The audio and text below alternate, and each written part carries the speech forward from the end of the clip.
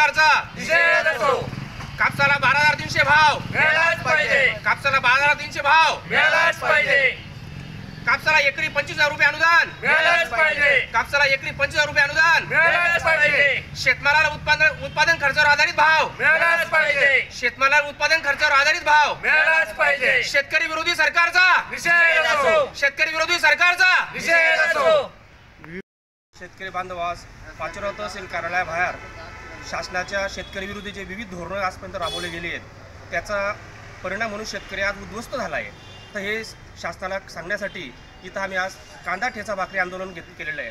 आज देशामध्ये धनतेरसला 30,000 कोटींचं सोनं विक्री होत आहे, तर दुसऱ्या बाजूला शेतकऱ्यांच्या घरी काळी दिवाळी सुरू आहे. आम्हाला शासनाला याविषयी काही दोष द्यायचा नाही की देशाची प्रगती होते, निश्चित प्रगती व्हायला पाहिजे.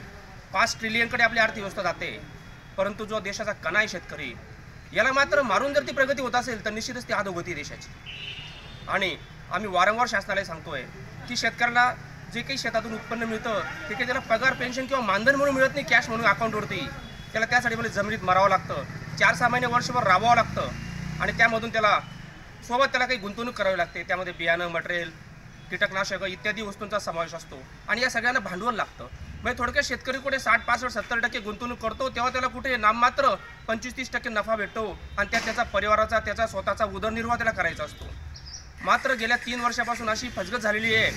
शासनाच्या कृषी विभागात जे काही संधी साधू अधिकारी आहेत त्यांची बाबी आम्ही लक्षात आणून देखील लक्ष देत नाही आहे. तर कोरोना काळामध्ये शासनाने कोरोनामुळे आणि युक्रेनच्या युद्धामुळे पेट्रोल डिझेलचे भाव एवढे प्रचंड वाढवले की शेतकऱ्यांचा उत्पादन खर्च हा दुप्पट झाला, आणि परिणामी त्यांना जो हमीभाव द्यायला पाहिजे होता तो मात्र शासनाने कासवाच्या गतीने सुरू ठेवला, आणि इकडे उत्पादन खर्च सशाच्या गतीने वाढवून टाकला, आणि याच्यामुळे पूर्ण व्यवस्था कोलॅप्स झालेली आहे.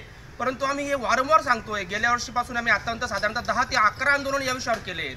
आम्ही खंडपीठात याविषयी PIL दाखल केलेली आहे, परंतु काय दुर्दैव म्हणूया की न्यायालयाने देखील 3 वेळा आमची याचिका लागून हातात फाईल घेतलेली नाही आहे.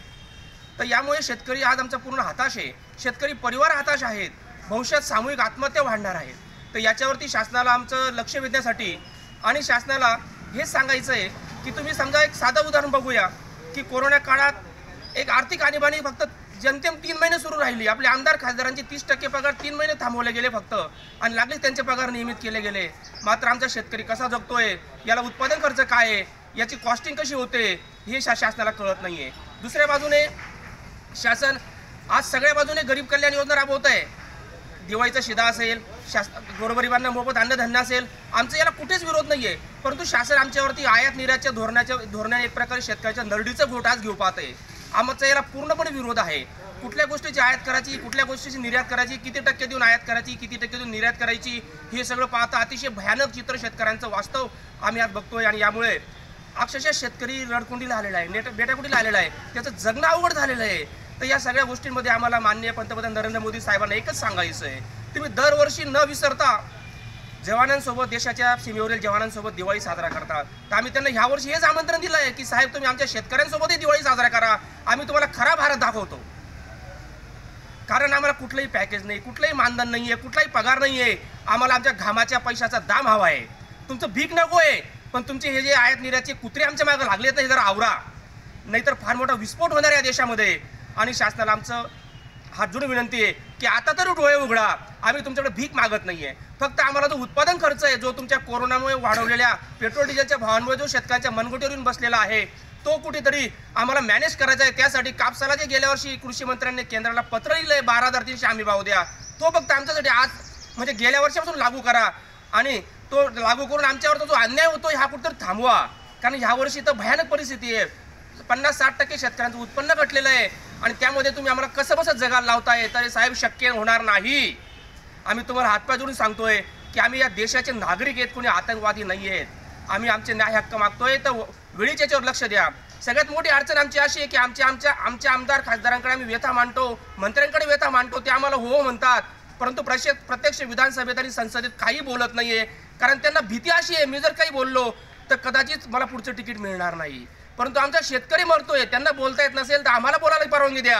आम्ही तुमच्या विधानसभेत आणि लोकसभेतून आम्ही आमचे विचार मांडतो. एवढं आमच्या शासनाला हातपाय विनंती आहे. आणि कुठेतरी हा शेतकऱ्यांचा जो शेतमालावरती जो अन्याय होतोय, शासन शेतकऱ्यांच्या घरात माल आला की बाहेरून आयात निर्यात करतंय, आणि त्यामुळे शेतकऱ्यांच्या गळ्याला फास लावतोय. हे कुठेतरी वेळीच थांबवा, नाही तर आमचा उद्रेक व्हायला फार वेळ लागणार नाही. धन्यवाद. आज पाचोरा येथील तहसील कार्यालयासमोर आम्ही काही शेतकरी बांधव कांदा भाकरी खाऊन काळी दिवाळी साजरी करत आहोत. या देशातील तमाम शेतकरी बांधवांची परिस्थिती अतिशय बिकट झालेली आहे. हा शेतकरी मरतोय, निसर्गानं मारलेला आहे. त्याचे शासन चुकीचे ध्येय धोरणं, आयात निर्यात धोरणांच्या आधारे शेतकऱ्यांच्या मालाचे भाव पाडून शेतकऱ्याला त्यांच्या हाताने झाडाला लटकवत आहेत. अशी बिकट परिस्थिती निर्माण झालेली असताना या सरकारातील लोकांना या शेतकऱ्यांची ही बिकट परिस्थिती दिसत नाही का दिसल्यावरही मुद्दाम डोळे झाकत आहेत हेच कळत नाही. या दिवाळीसारख्या सणामध्ये आज शेतकऱ्याच्या घरात जी परिस्थिती निर्माण झालेली आहे ती परिस्थिती अतिशय दुर्दैवी आहे. गेल्या वर्षी कापसाला भाव मिळाला नाही. यावर्षी निसर्गाच्या चक्रामुळे कापूस पीक निंपट झालं आणि त्याचाही भाव अतिशय अल्प आहे. शेतीच्या सर्वच निविष्ठांचे वाढलेले भाव आणि कृषी मालांचे कमी झालेले भाव ही अनिष्ट तफावत भरून निघत नाही. आणि हा माझा शेतकरी राजा आता दिवाळी झाल्यानंतर सावकार त्याच्या घरी येऊन बसेल. त्याच्यापुढे कुठलाच पर्याय राहणार नाही. त्याला फाशी घ्यावी लागेल, त्याला मरावं लागेल, वीज घेऊन किंवा कुठल्या तरी मार्गाने शेतकऱ्याला आत्महत्या करावी लागेल. या शासन दरबारी अनेक वेळा आंदोलनं करून आवाज उठवून न्याय मिळत नाही. खरं म्हणजे हे सरकार आहे की कसाई हेच कळायला मार्ग नाही. या लोकांनी शेतकऱ्यांची माजवलेली थट्टा आणि दुसरी गोष्ट म्हणजे काळ्या कायद्यांच्या आधारे आपण अजूनही स्वातंत्र्यात नाही ही गोष्ट आपण समजून घेतली पाहिजे. समस्त शेतकरी वर्गाला आजच्याच दिवशी बळीराजाला वामनानं पाताळात घातलं होतं, तशाच्या वामनाच्या अवलादी अजूनही जिवंत आहेत आणि आमचा बळीराजा आजही पाताळामध्ये जातो आहे. ही दुर्दैवाची गोष्ट आहे. मी या शासनाचा तीव्र निषेध करतो. कांदा भाकरी खाऊन आम्ही आज ह्या ठिकाणी काळी दिवाळी साजरी केलेली आहे. या शासनाचा पुन्हा त्रिवार निषेध करतो.